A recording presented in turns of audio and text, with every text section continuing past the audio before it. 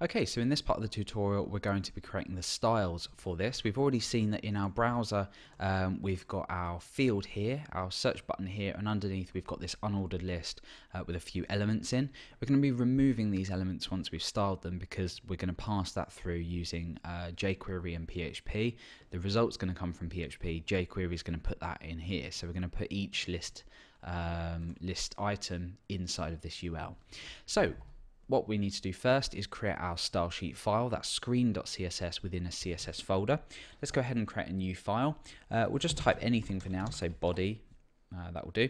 And let's go ahead and save it in a folder called CSS. And let's call it screen.css. Okay, so we've created our style sheet file. The first thing I'm going to do here is give the body a font. So I'm going to say font 0.8 EM, and the font I'm choosing is Verdana. So quickly and easily defining a font for our page. So when we refresh, you can see that the font's changed. Okay, so now we need to sort of reset, if you like, our elements on our page. So you can see that if we go back to index.php, we've got auto suggest here, that's a class. We've got drop down here, which is a class. And we've also got result, and that's a class as well. So we want to reset these, and we want to give them all the same width, and that means that everything is going to line up properly. So the first element we target is auto suggest, using the auto suggest class, and then the drop down class, and then the result class. And in here we want to set the margin, the padding, and the border all to 0. So margin none, padding none, so 0, border, sorry, 0, and we want to give them all a common width, and that is going to be 250 pixels. So now that we've done that, we want to target each of the elements individually and give them their own specific properties. Now you'll see if we pop back to our browser and refresh, you can see that that has given this a border of 0. You can see that it's almost sort of disappeared, and these have been sort of moved along, and the bullets have disappeared as well. So let's go ahead and style our auto suggest field. That's the field that the user is going to type something into. I'm going to give it a padding of 4 pixels, and I'm going to give it a border of 1 pixel, solid, and the color is going to be black, so 3 zeros. So padding 4 pixels, border 1 pixel, solid 0, 0, 0. And that means now that we've got essentially an undefined width of 5 pixels, because we've got 4 pixels here and a 5th pixel there. So let's refresh. You can see that that's given it a black border, and we've got a slight bit of padding inside of here as well. So the text isn't touching the edges. So now what we need to do is we need to style this list underneath to be the full width, and we need to give each of these results a border. So it sort of looks like a table that's dropping down from there. So we need to go ahead and style. Oops, not a forward slash. We need to style drop down. And what we're going to be doing is just setting the background. Oh no, we don't need to set the background to white. That's unnecessary. So we'll leave that one out. We want to start result. So result, we're going to set the width to 260 pixels. Why are we doing that? Well, as I said earlier, we've got the width of the auto suggest drop down and result to 250 pixels.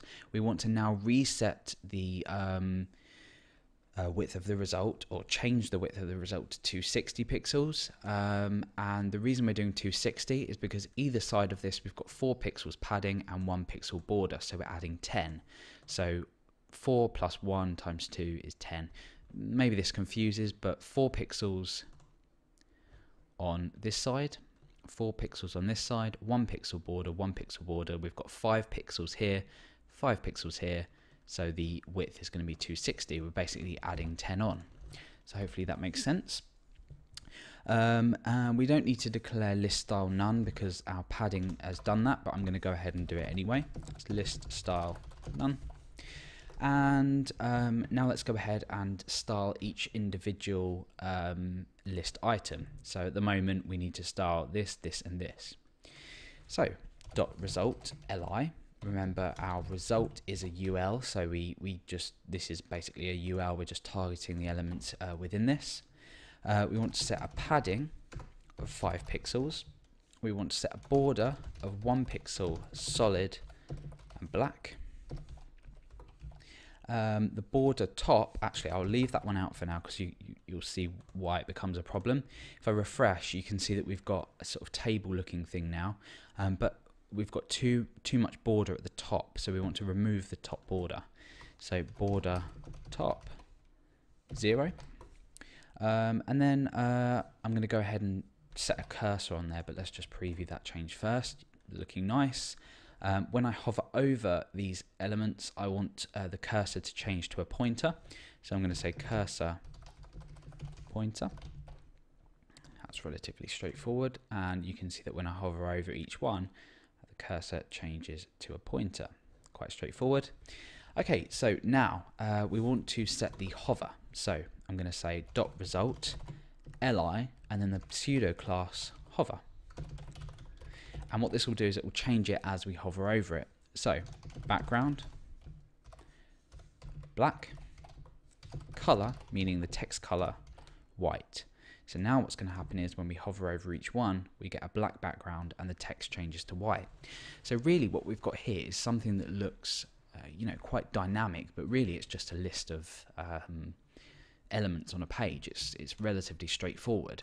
So we can type something in here. Our main goal is to click it and then this whole thing to disappear, and whatever we've clicked to be placed in there. And we're going to be using jQuery to do that. We're obviously not going to be doing that using CSS. So that's it for the styling. We've used a few styles here. It's not anything too complicated to style up the results. What we can now do is we can get rid of this and we can pull this up here, and that's it. We're going to be placing the li elements within this later on using jQuery and PHP. So for now, that is our styled form. Next part, we're going to take a look at the JavaScript side of things and what we're doing when a key is pressed.